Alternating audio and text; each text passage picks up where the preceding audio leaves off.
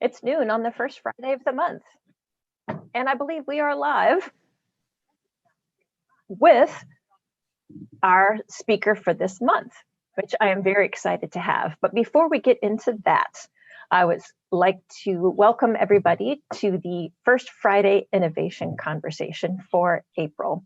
So this was originally started as a series, actually not a series, but designed as an event to take place in the spring of 2020.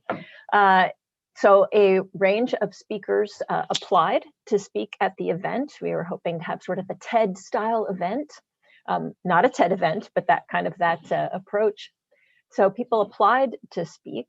A group of students, graduate students and undergraduate students in our Sustainability Studies program actually reviewed the applications against a rubric. Did they address the elements that they were asked to? Is this something we actually want to hear about? So there were both of those pieces. So these speakers in the series were selected by our students because they thought that these were innovative approaches to doing sustainability in our region. Things that were taking a systems approach, that were making connections between, oh, this is a nice social equity project, or this is a nice environmental project. And the reason that it is so good is because it makes connections in multiple realms and brings them together. So we've had a range of speakers as a secondary measure to our big event from a year ago. So we've been doing this the first Friday of every month since October. So we can bring these speakers to you one at a time, little chunks of your time, just a half an hour on the first Friday of the month. We have one more left in the series, which I'll talk about later, but I am very excited for our speaker this month, partly because he's an IU South Bend graduate, so an alum, yay, me too, and also a current graduate student in our Strategic Sustainability Leadership program. But that's not why he's speaking with you today. He applied based on the work he's done in his role with the Mishawaka Parks Department. He is the landscape manager and urban forester, talking about the innovative, sustainable systems approach to a project that he led. So please help me welcome Jake Crawford. And Jake, thanks for joining us. Take it away. Yeah, thank you. Thanks for that introduction there. Oh, before you go on, I should mention to our folks that are watching live on YouTube, if you have questions for Jake about what he's talking about or whatever, please post them on YouTube. I'll be keeping an eye on those and I'll be asking those at the conclusion of this talk. So sorry, forgot to mention that important detail. All right. Are you able to see my screen? Yes. All right. Well, thank you. So the story that I will be sharing today is a story of community, and specifically what a community can do when it works together. And specifically, the project that I will be talking about is the Mishawaka Education Foundation Community Greenhouse. So this project story starts back in 2017. I started a landscaping and gardening program at the Mishawaka High School. Mishawaka doesn't offer anything in agriculture or plant-related courses, and I had always been interested in trying to find students to come work for me in the summer for part of the landscape department. And so it seemed like a natural partnership between the school and the city to start a garden club. And we were allotted a small space within the school. It was a couple 100 square foot area shared with the rest of the biology department and science departments. And we started off with only 2 students in 2017. And the following year, we grew to 9 students, and many of them are pictured in these pictures here. And this was the entirety of the space that we had for 9 individuals. Not a lot of space, but despite that, we had a lot of success with the program. Kids were interested, they enjoyed the curriculum we were doing, and they enjoyed going out to the parks to plant and to get involved in the community. And there was a lot of discussion with the students about what are the next steps for this club? How do we continue to grow, no pun intended, into something bigger and better than what we were capable of. And it was after we discovered the Patronicity group that we finally had an idea for what that would be. So Patronicity is an organization in Indiana. They are funded by the Indiana Housing and Community Development Authority. And the purpose of their organization is to transform green spaces, underutilized green spaces, into productive community assets. And so they will do a 100% match grant for projects that qualify. And when we discovered this, the city had done one successful project with them already. We felt that this would be the perfect opportunity to utilize that platform to create a new greenhouse for the club, but also a space that would address other issues that we wanted to do in the city. And so the students became really active participants in this project. So we brainstormed with them, what did we want to see for a greenhouse, what would be ideal. They helped us pick out the kit, what size greenhouse we thought was manageable for our club and for the city. Did we want a community garden? Do we want rain gardens? What should the landscape look like? Should there be picnic areas? And so they were very actively involved in this process. But the design of the building wasn't where the project stopped. The kids helped with the fundraising goals. And we initially set out to raise $46,000. So half of that would have come from Patronicity's matching grant. We had to raise the other half. The students spoke with the Lions Club, the Mishawaka Education Foundation, Master Gardeners. They went on the news. So they were really centrally focused, speaking about how this club and this project would benefit students in the community. And then my role was more of the technical and logistical aspects of how it would be constructed and how it would be maintained. And with the students, helping lead the charge on that project, we ended up raising $29,000 from the community for a total of $52,000 for our project, which was considerable amount more than what we had anticipated to raise. And the donations came in through 77 different patrons throughout Mishawaka. So it was really just an awesome collaboration between students and the city to make this happen. And it's fascinating working with kids because they're so imaginative and they're not really bound by a lot of the logistical red tape that I would face in the city. And so it really opened the city's mind to different possibilities of what the project could look like. And it was a great way to launch that project. So this location of the greenhouse is near the Battelle Community Center where our Parks Department is. And if you look at the satellite view picture, it's right by the underpass as you're headed north towards John Young. So we had an empty grass lot next to our auxiliary parking lot that had just been mowed and would be mowed in perpetuity for the remaining life of the underpass. And so it seemed to be the ideal spot to do our greenhouse in a dense urban garden. So construction began in April of 2019. We partnered with Premium Concrete, who were really rallied behind the project and did a lot of the concrete work well below what the normal costs would be to help make the project a reality.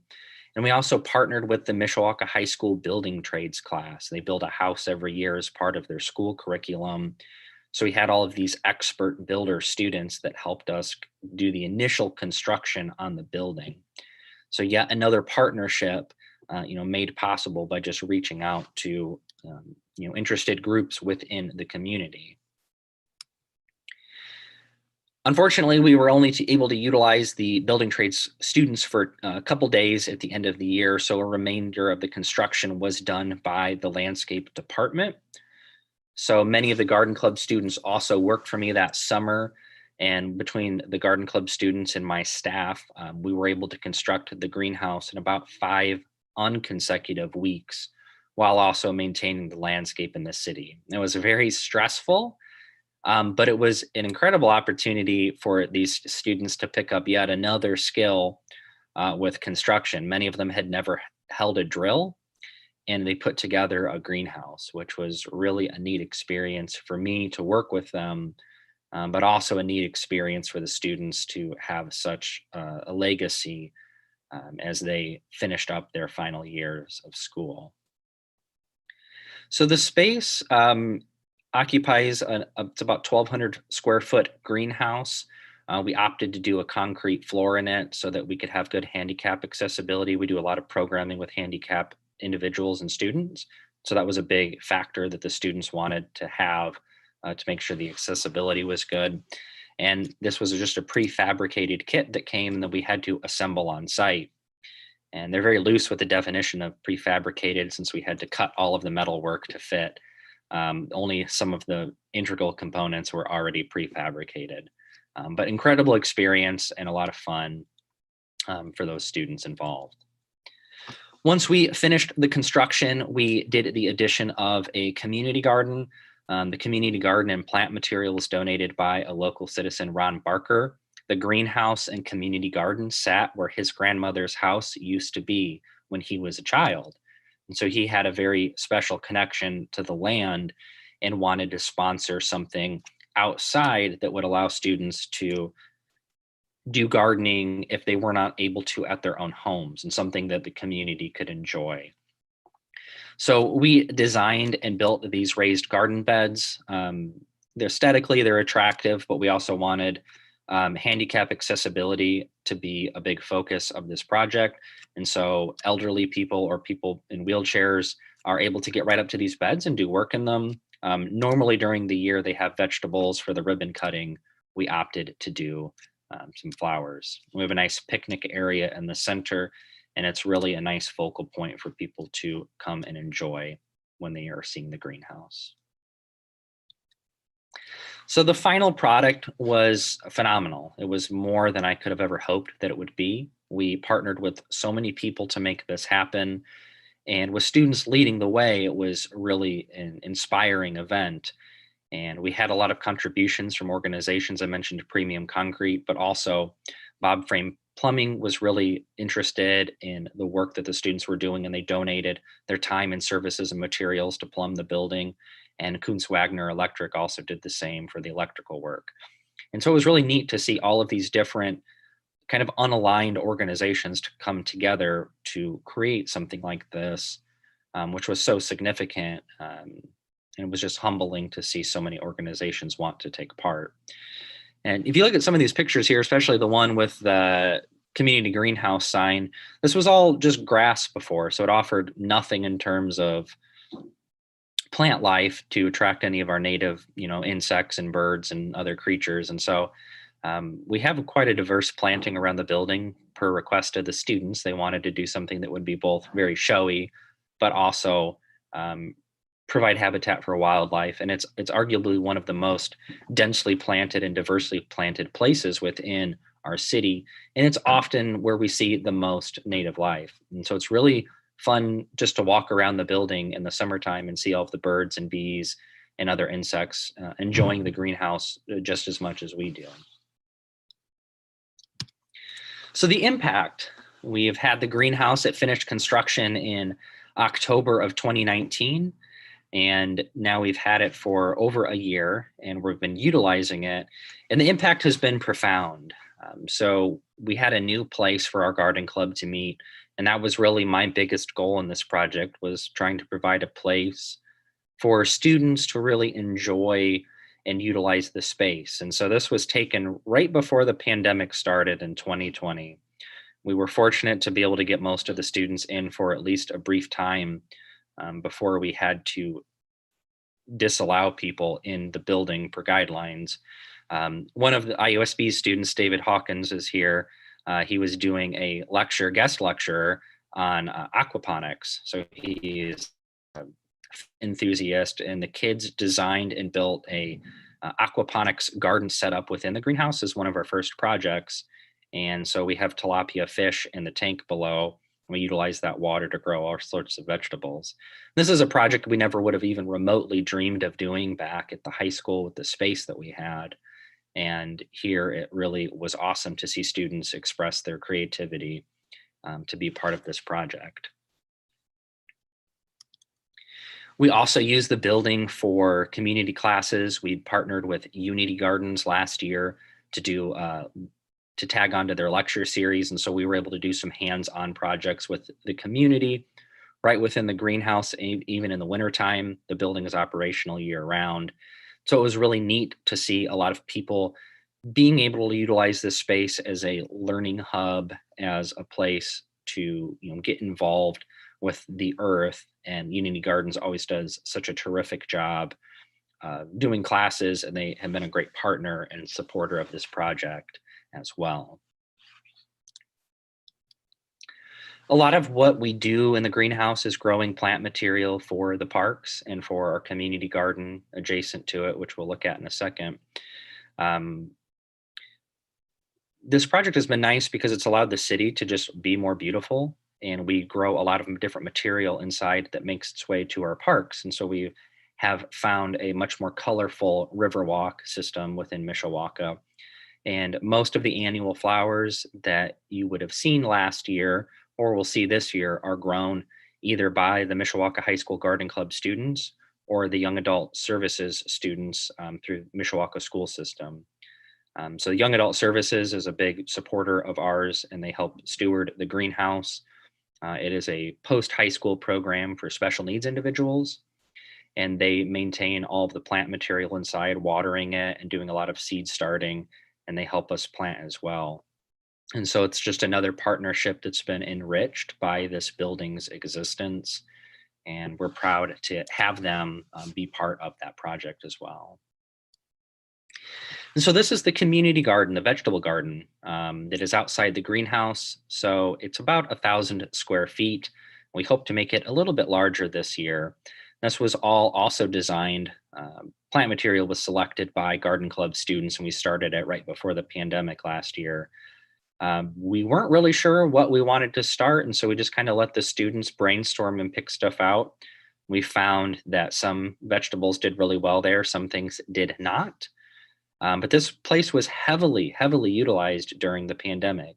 The Battelle Center sits and the greenhouse sit close to a lot of subsidized low-income housing. And so this particular space was really beneficial to several families adjacent to the greenhouse during the past summer. We've discovered that some vegetables work really well in a garden setting. We had good success with like our zucchinis and some of the green beans, things that have a little bit longer shelf life. And they provided a lot of food for people that were in need. And so that was really awesome. The students were really proud of that. I was proud of it as well. We've been fine tuning the garden this year to try to provide food that has a longer shelf life after it's picked to benefit those in need. There's just another shot of the greenhouse with some of the raised garden beds.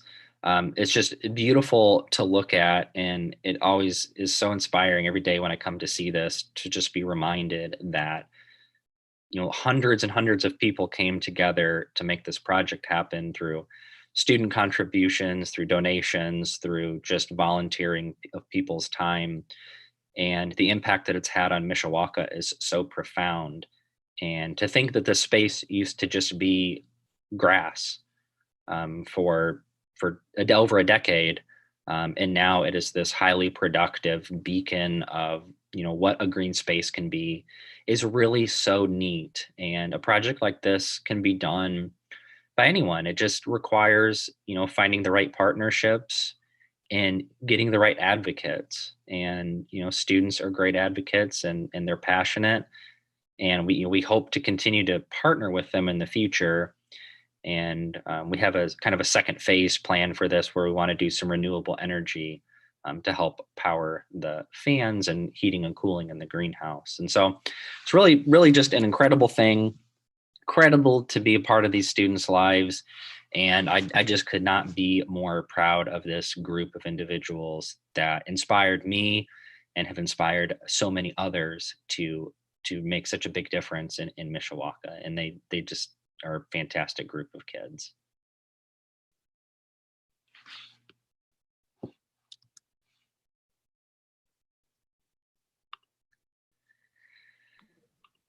All right. Thanks, Jake. That's just I just love those pictures, and such a great story. I'm really glad you could be here with us to share that. Although I gotta say, I appreciate your humble approach to this, that anybody could do this. This was a lot of participation that didn't just happen on its own. Someone had to inspire and drive that. And you say it was a lot of the kids, but I suspect you played a significant role in that as well. And what else helped make some of those connections? I mean, was it, oh, I heard from someone that already helped with it, and then they joined in? Or how do you think this broad network of connections really came together for this? I mean, that's all, you're right, it's a lot of people. Yeah, so it was, and a lot of the effort came from, a strong drive to get out and do this. And so we almost kind of like door-to-door salesmen, we called up group after group after group asking to come speak. So there was a lot of that went on. Mishawaka is a very well connected community. A lot of people that are involved in one club might also be in another club or work for this organization and that organization. And so we would speak at Lions Club, and then it would kind of trickle to this group or that group from there. And so just some of the interconnectedness of Mishawaka, I think, helped make it more possible than it might be in other communities. I've been involved in some of these groups for a while, so they knew who I was and had confidence in me as well to make sure the project happened. But yeah, it is a lot of effort, but it's doable. I'm not a salesman, and I've never done a project like this before. And I know that if I can do it, I think others can do it also if they believe in themselves and the message they're trying to do. And that's a good point about needing that social foundation to build upon. Not every community is so lucky. And this is really a fantastic story. I mean, this is a sustainability super success story, right? So we're talking about the impact on the environment, like you mentioned, turning grass that needed mowing and maintenance and wasn't adding anything to the neighborhood or the environment, turning it into something that provided food for people to keep them healthy, habitat for native critters and pollinators. So that environmental impact, the health impact, and of course the economic support that it provided for people, especially in the last year, right? Like need food, it's right there. It's just a beautiful, just win-win-win across that. So I have some questions, but I do see that there are questions being posted on our YouTube channel. So I'm going to address that. First, many compliments on how beautiful the project is and how exciting the projects are. So there's that. I want to let you know that. So let's see. First question, can you reflect on what supports are needed to sustain or keep this project going into the future? And are there any areas where you anticipate needs? So I think the biggest hurdle for this that others might face is the staffing and the maintenance of the building is very high. My department takes care of it and my workers take care of it. We have, like I'd mentioned, the young adult services students and some other volunteers that help, but that's the biggest sustainability challenge that I don't know that there's any way around. You need to have people to take care of it. One of the things I'd mentioned what we're trying to address is the utility bills are quite high for the building to operate. And so we're trying to partner with the school again and some of these other organizations to do a solar roofed pergola over the picnic area to help offset some of the energy needs of the building. So those are kind of the two main, I guess, sustainability issues and goals that we're working towards. We're thinking about now after we've gathered a year's worth of data on the building and how it operates. Yeah, I'm curious. You mentioned that the students' ideas brought all kinds of new things to fruition, so to speak, in the greenhouse. I'm curious what they'll come up with in terms of long-term sustainability once they're all back and active again. Yeah. There's another question, and they said, maybe you mentioned this, but I don't think you did. Or did you have any issues with soil contamination, or did you bring soil in? So we brought soil in for everything. We replaced the soil that's in the actual in-ground garden, and then all of the raised garden beds are also filled with soil that we brought in. So we actually haven't really utilized any of the soil that was there. It was mostly just sandy backfill. There wasn't any issues with it. It just was not ideal. So we brought in a lot of organic matter topsoil into the project. Great, that makes sense. Let's see, another question, a couple other questions. What has been the biggest challenge in this work? You shared a lot of this went well, this went well, this went well, as you should, because a lot went well, but what's been the biggest challenge with this work? I think the biggest challenge with a project like this is trying to get everything to line up correctly. And with a project like this, even though that I work for the government, it was very confusing for me to know what's permitted and what's not, and what permits do we have to have, and when can ground break, and when can this happen, and when can that happen. So lining up a lot of that stuff was really difficult, and I kind of waited on it longer than I should have. And it ended up actually impacting the project. So we were going to go with a different manufacturer and a different shape and style of greenhouse. And we were ready to order it. And then we found from the engineering department that we had to stay so many feet away from the retaining wall of the underpass. And so it changed everything about the project. And we had to go with a custom made kit from a different company to fit. We had to stay 25 feet away from that retaining wall. And since the area tapered as it went back, it pushed the greenhouse much further forward. It just really changed the scope of the project quite a bit. And so I think anyone that wants to tackle a project like this, I think getting almost aggressive up front with your city departments and municipal departments that are going to be impacting utilities and zones and things is almost necessary. And I'm pretty non-confrontational and not very aggressive. And so that was something I ran into that I wish I had been more forceful with moving forward in the logistical aspects from the get-go. Good advice. And then again, that's a whole other system that if Yeah. you're not in it, you don't know who all to ask. So tell me what I need to know. Mhm. What else do I need to know before I go forward? Yeah, that's a great tip. In terms of the funding for this, we have another question that's posted. It's patronicity, right? Yes. Yeah. Would you recommend using that? Would you recommend other communities looking into that? Could you talk about your experience using that? Patronicity is incredible. We have utilized them 3 times now as a city, and they're super easy to work with. The state representative for the program is incredible. And it's not particularly difficult to get funding for a project. And the thing that's so neat about Patronicity is when you're building a project, you have a back and forth dialogue setting it up until it's ready to officially launch.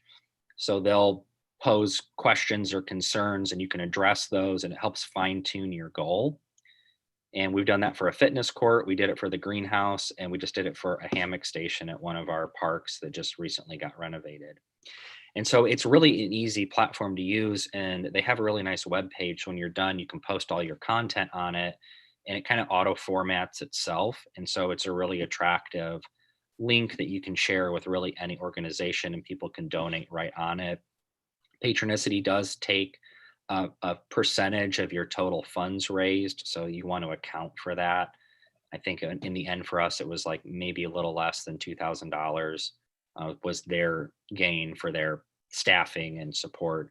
But it's an awesome program, and when we go to do our next phase, I'll absolutely be utilizing that again.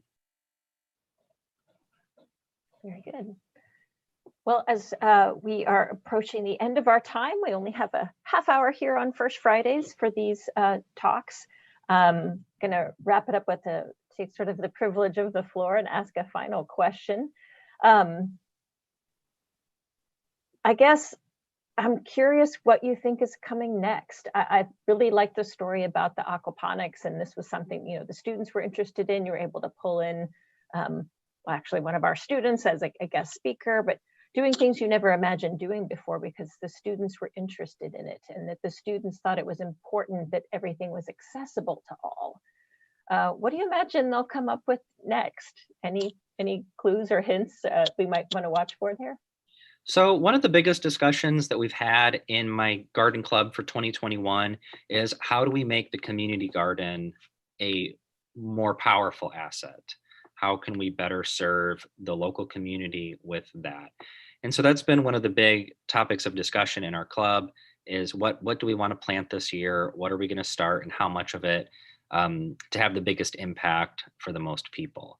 And so that's going to be kind of my, I guess, my project for the year with the kids is to see, do we grow a lot of potatoes or a lot of zucchinis or different squash, or do we do a lot of tomatoes and peppers? And we found last year that some stuff was picked clean every day, and there's some stuff that went unpicked almost entirely. And so kind of narrowing it down to be, a really high production, high use urban spot, because we can't expand anymore. We're stuck with the spot we have.